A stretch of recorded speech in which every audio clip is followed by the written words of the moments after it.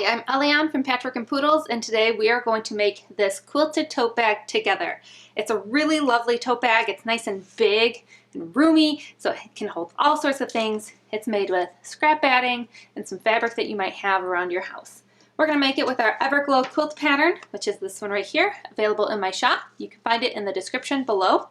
And it's going to need one block. So one Everglow block is going to make our tote bag. For the back, I just decided to piece together some scraps. You could use a single fabric if you preferred, and we're going to walk through how to make this lovely tote bag together. So let's get started. First thing that we're going to need is to make an Everglow quilt block. Here's mine, and if you don't already have the pattern, you can buy Everglow in my shop in both paper and PDF format, and I'm linking it in the description below for you. We also need a piece of fabric that is 18.5 inches by 3.5 inches. This is going to go on the bottom of our block to add a little bit of length. Because our tote is going to have boxed corners, we're going to lose some of the bottom. And so instead of losing some of our quilt block, we're adding a piece to the bottom, and that's going to go underneath. We also need 2 pieces of fabric for our straps.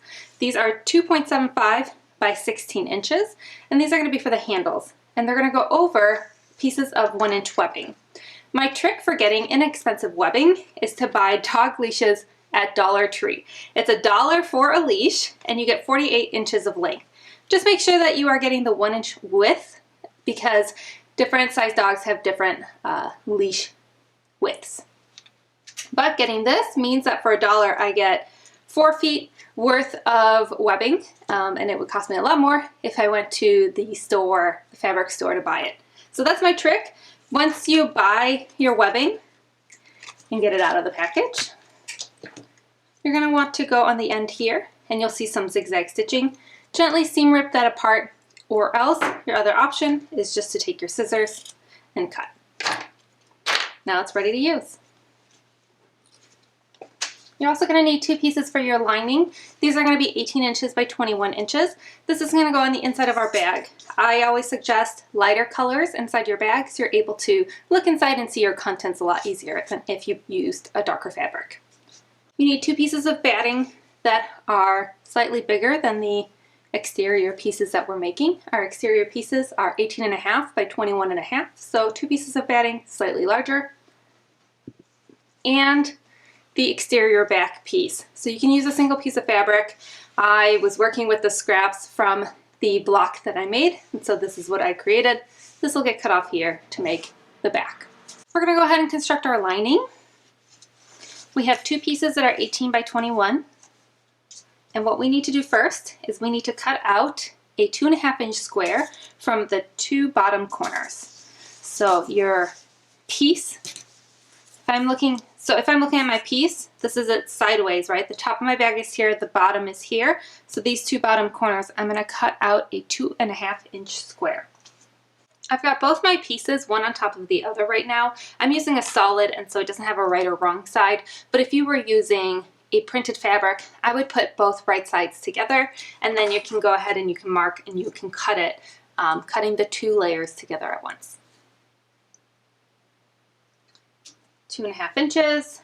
I'm going to mark it with a pencil. Probably a little hard for you to see, but I promise you the square's there. 2.5 inches on this side.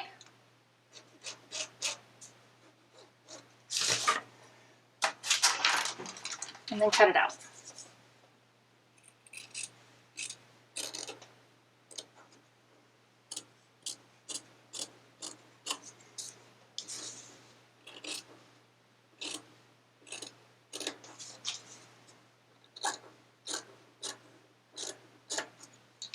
And now I'm going to bring this over to my sewing machine. I'm going to stitch down the 2 sides, here and here, and the bottom, leaving about a 5 to 6 inch opening on the bottom in the center.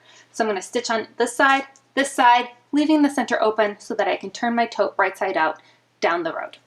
So again, we're going to stitch the 2 sides and the bottom, leaving an opening with a 1/2 inch seam allowance.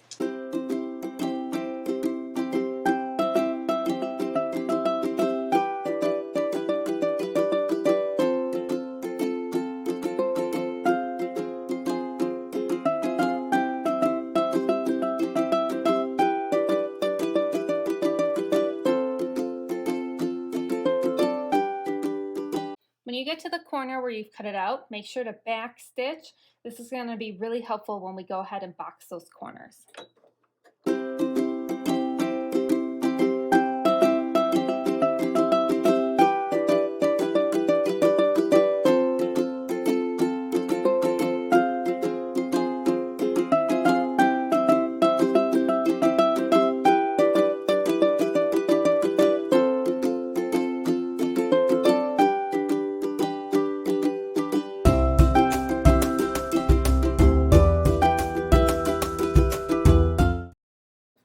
Okay, we're going to go ahead and we're going to box the corners.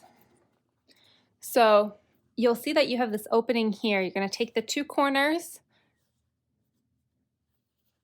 kind of pull them apart, and you'll see that your two seams are going to match up. So what you want to do is you want to match those two seams up. I like to press my seams open. That way they match a little bit easier, like that. And we're going to stitch this seam down here with a 1/2 inch seam allowance.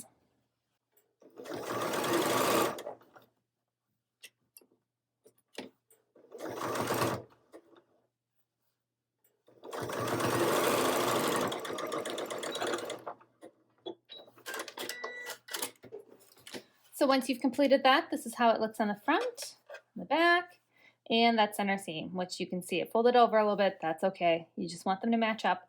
It can help to put pins or clips to hold those layers together, especially if you're new to boxing corners. So we're going to repeat the same thing on this side. Again, this center point here, I'm going to grab that side, grab the opposite side, boop, separate them, and then that center seam is going to match up. I'm going to open up that center seam and stitch the length of this with a 1/2 inch seam allowance. Okay, with that, our lining is complete. We're going to set this aside and we're going to work on the outside of our bag and then put everything together.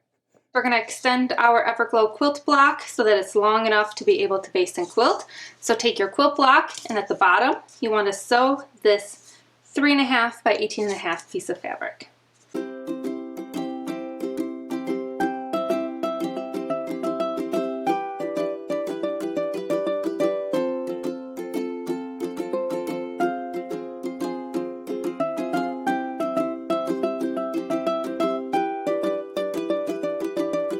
Once it's sewn on, go ahead and press that seam so that we have a piece that's nice and flat. You can go ahead and baste this to one of your pieces of batting so that you'll end up with two pieces that are ready to quilt. So this is the back, this is going to be the front. I'm going to press this and then baste it to my batting. Front is basted, the back is basted. We're going to go ahead and quilt these up as desired.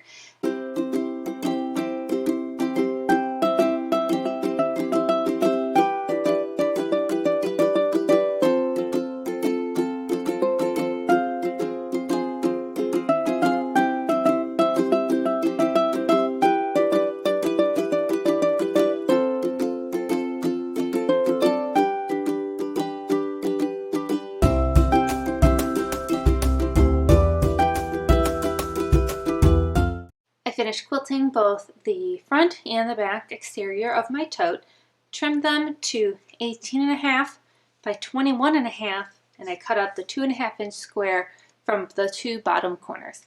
Now I'm going to go ahead and I'm going to put them right sides together so that I'm able to stitch them up. We are going to stitch down the two side seams and the full bottom seam, similar to what we did for the lining, except we're not going to leave an opening on the bottom. So 1/2 inch seam allowance, sewing the bottom, and the two side seams, and then we'll go ahead and we'll box those corners.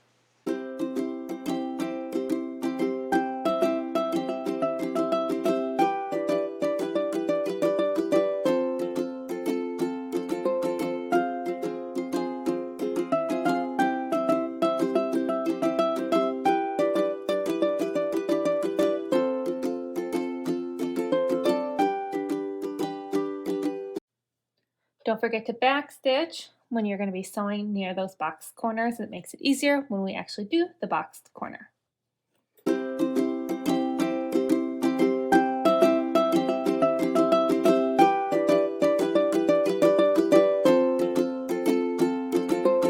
We're going to go ahead ahead and box those corners the same way that we did for the lining. This time I've got my clips ready. They definitely make things easier as we go ahead and we line up those two seams. Go ahead and put a clip right there to hold it all together.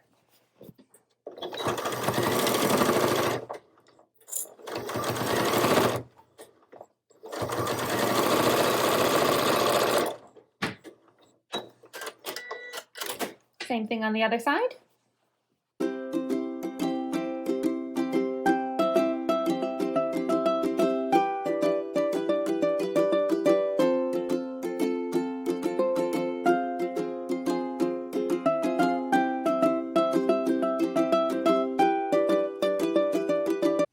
We're going to take our strap pieces, fold it in half, fold one of them in half, long ways, and sew all the way across.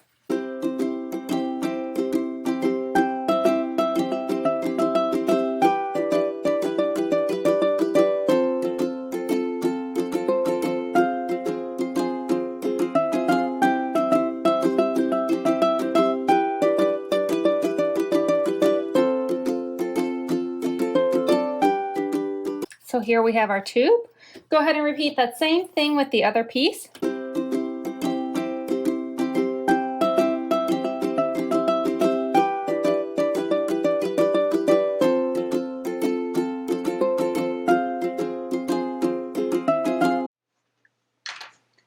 We need to finish up our straps. We need to turn our tubes right side out.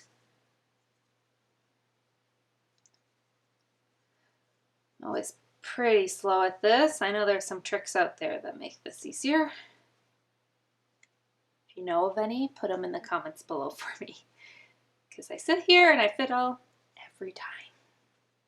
Once you've turned your tubes right side out, you want to go ahead and feed your webbing through it. So this is going to give our straps some stability and strength, as your straps are the thing that hold your bag up, hold everything in.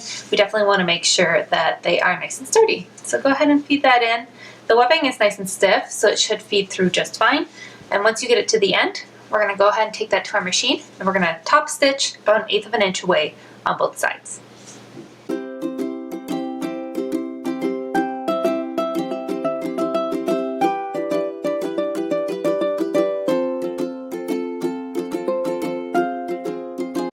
It's time to start putting our quilted tote bag together. I need to baste my straps in place. So on the top edge of my bag, I'm going to measure 4 inches from the side seam. This is going to be where the far side of my strap is going to lean up against. So 4 inches away, here's the edge of my strap.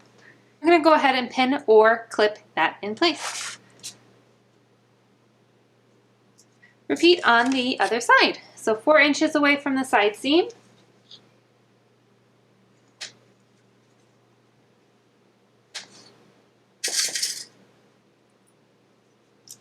You'll notice that for my straps, I actually put the seam for the fabric on the center part of the strap. I didn't put it on one of the sides. You could put it on the side, I put it on the center. If you're going to put it on the center, make sure that that is facing up, so right side of the strap is right sides together with your bag. Repeat the same thing on the other side. So on this side here, we're going to measure, line it up nice and straight. Measure 4 inches away from that side seam. That's where exterior of our strap is going to lay.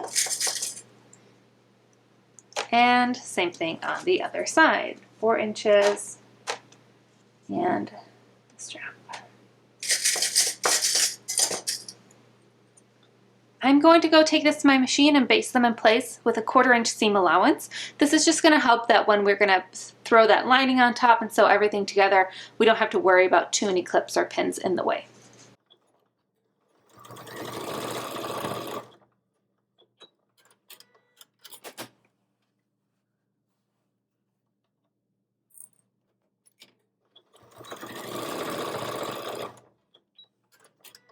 Take your bag lining, and with your bag lining wrong side out, and your bag right side out. You're going to stuff your bag inside your lining. So the right side of your lining is going to be on the right side of your exterior bag.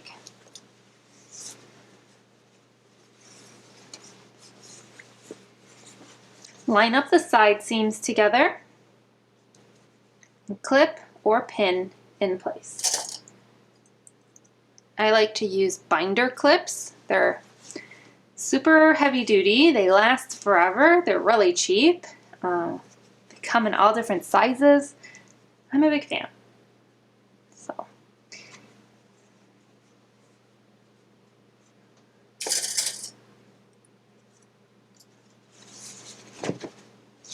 Okay, with my two side seams clipped in place, I can go ahead and add some clips around the rest of the bag so that it's gonna be a little bit easier for me to sew it at the machine. I have a guide of where my fabric is supposed to be. I don't end up with a weird bunching at any spot. Make sure that when you're clipping it in place that those handles are out of the way. And then go ahead and take this over to your machine and stitch with a 1/2 inch seam allowance all the way across the top.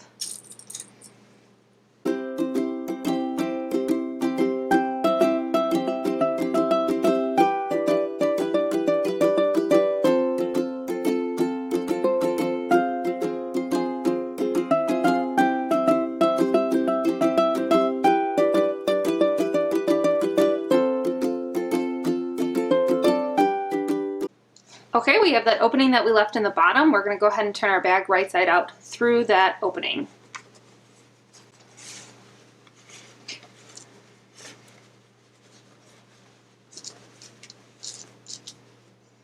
Once it's right side out, press those two edges of the opening in the bottom of the lining together and either stitch it by hand or go ahead and take that to machine and stitch an 1/8 of an inch seam allowance. So just closing up that raw edge.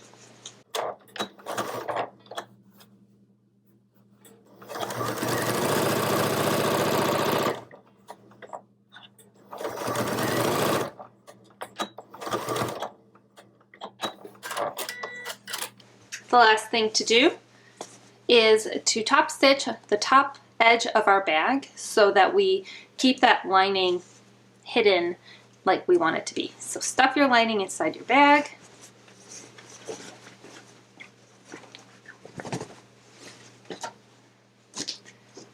And then gently fold back that lining so that it's just hidden and clip it in place. So again, fold that back so it's hidden and clip it in place. So we'll be able to take this over to our machine and top stitch this top edge. And here we are, our beautiful finished tote bag. Perfect to bring tons of stuff in. It's nice and big and roomy. It has that boxed corner bottom, which allows it to stand up flat so you can stuff it even fuller with things. If you like this video, be sure to subscribe so you never miss another one. And again, this tote bag was made with the Everglow Quilt as the front of the tote bag. And you can find Everglow at my shop, patchworkandpoodles.com, or by looking in the description below. Thanks for watching.